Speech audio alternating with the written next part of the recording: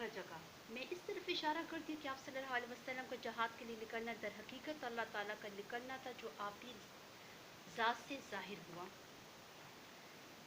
मिन बेतिका के मायने यहाँ के घर से मतलब ये हो कि निकलना आपको आपके रब ने आपके घर से मुराद मदीना तैयबा का घर या ख़ुद मदीना तैयबा है, जिसमें हिजरत के बाद आप सल्लल्लाहु अलैहि वसल्लम मुकीम हुए, क्योंकि वाक़या बदर हिजरत के दूसरे साल पेश आया था। व इन्न फ़रीक़न मिनल मुमिनीन लकारिहून, यानी एक जमात मुसलमानों की जो थी वो नापसंद करती थी। क्या नापसंद करती थी? वो चाहती थी कि हमारा मुकाबला अबू सुफियान के ग्रोह के साथ हो। ये वो लोग हर बात में उसके पीछे ज़ाहिर होने लगे, तुमसे झगड़ने लगे, गोया मौत की तरफ धकेले जा रहे हैं और उसे देख रहे, यानी आपस में मुसलमानों का आपस में इख्तिलाफ हो गया। कुछ ने तो कमज़ोरी का मुजाहरा किया कि हम नहीं जा सकते, हिले बहाने किए। अगर उनको मौत आ भी जाए तो वो अल्लाह ताला की तरफ से तो शहादत का रुतबा है। गोया उनकी हालत ऐसी हो रही थी जैसे कि वो नीम बेहोश हो रहे हैं और मौत को सामने देख रहे हैं।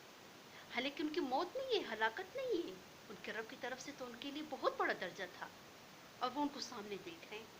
लेकिन इन अगली आयतों को भी जानने के लिए हमने बदर का पूरा वाक़या अगर आप सुने, उसके हालात और असबाब का हमारे लिए जानना बहुत ज़रूरी है।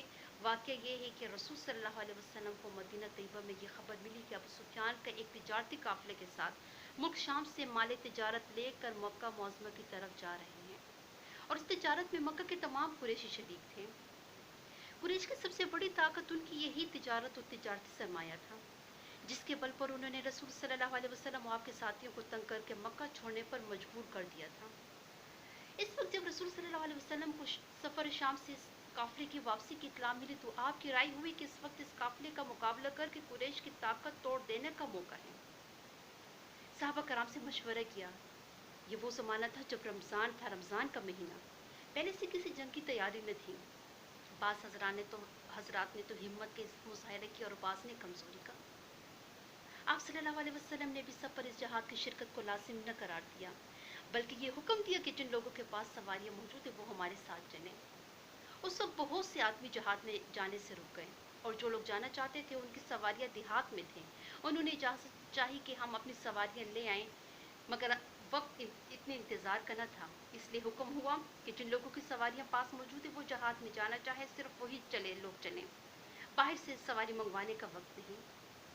इसलिए साथ जाने का इरादा रखने वालों में से भी थोड़े ही आदमी तैयार हो सके और जिन हजरात ने इस जहाद में साथ जाने का इरादा ही नहीं किया उसका सबब भी ये था कि आपने सबके ज़िम्मे इस जहाद की शिरकत को वाजिब न करार दिया और इन लोगों को ये भी इत्मीनान था कि ये तिजारती काफ़िला है, कोई जंगी लश्कर नहीं जिसके मुकाबले में रसूल सल्लल्लाहु अलैहि वसल्लम और आपके साथियों को ज़्यादा लश्कर और मुजाहिदीन की ज़रूरत पड़े। इसलिए सहाबा कराम की बहुत बड़ी तादाद इस जहाद में शरीक न हुई। आप सल्लल्लाहु अलैहि वसल्लम जब मकाम पर पहुँचे, केस बिन स्वासा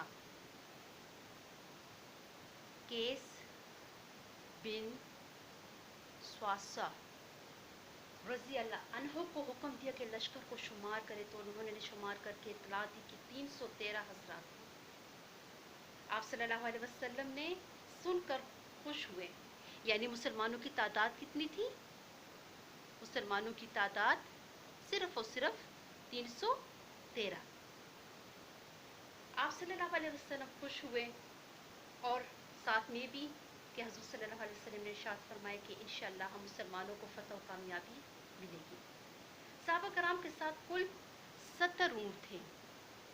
अब मुसलमानों की जमात की बात हो रही है, 313 की तादाद मुसलमानों की 313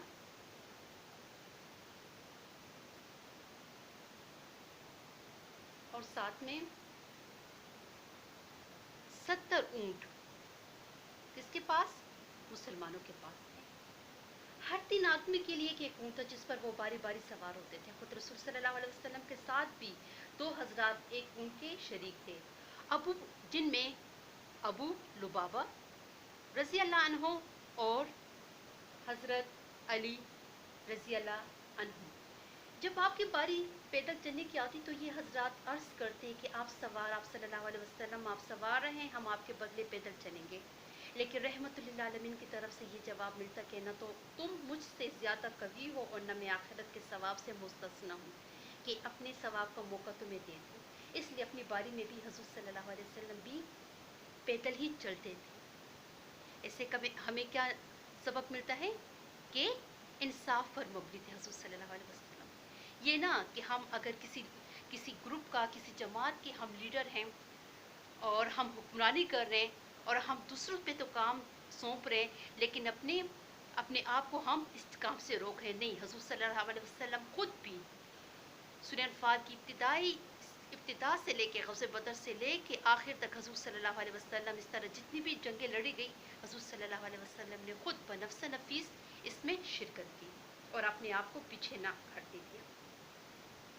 दूसरी तरफ किसी शख्स ने मुल्क शाम के मशहूर मकाम एन ज़रका पर पहुंचकर रईस काफिला अबू सुफियान की खबर पहुंचाई कि रसूल सल्लल्लाहु अलैहि वसल्लम इनके काफिले के इंतजार में इनका ताक़ुब करेंगे। अबू सुफियान ने एहतियाती तदबीर इख्तियार की। इनमें जो लोग इस जंग में शिद्दत से हिचकिचाते, उनको ये लोग मुश्तबा नज़रों से देखते, मुसलमानों का हम ख्याल समझते, इसलिए ऐसे लोगों को खसूसियत से जंग के आवाज़ से निकलने पर मजबूर किया। जो लोग एलानिया तौर पर मुसलमान थे और अभी तक हिजरत नहीं कर सके थे बल्कि मक्का में बस रहे थे, उनको और बनु हाशिम के ख़ानदान में जिस पर यह गुमान था कि ये मुसलमानों से हमदर्दी रखता है, उनको भी इस जंग के लिए निकलने पर मजबूर किया। इनमें हजूर सल्लल्लाहु अलैहि वसल्लम के चचा हज़रत अब्बास रज़ी अल्लाह अन्हु, ये कौन थे? हजूर सल्लल्लाहु अलैहि वसल्लम के चचा हज़रत अब्बास और अबू तालिब। अबू तालिब के दो बेटे तालिब और अकीब भी शामिल थे। इस तरह इस लश्कर में 1000 जवान, इस लश्कर में 1000 जवान, 200 घोड़े और 600 ज़रें और तराने गाने वाली लोंडियाँ और उनके तबले वगैरह लेकर बदर की तरफ निकल खड़े हुए। हर मंजिल पर 10 ऊंट इन लोगों के खाने के लिए ज़िबा होते हैं। दूसरी तरफ रसूल सल्लल्लाहु अलैहि वसल्लम सिर्फ एक तिजारती काफिले के अंदाज से मुकाबले की तैयारी के लिए 12 रमज़ान को मदीना तैयबा से निकले और कई मंजिल तय करने के बाद बदर के करीब पहुंचकर आपने दो शख्सों को आगे भेजा कि वो अबू सुफियान के काफिले की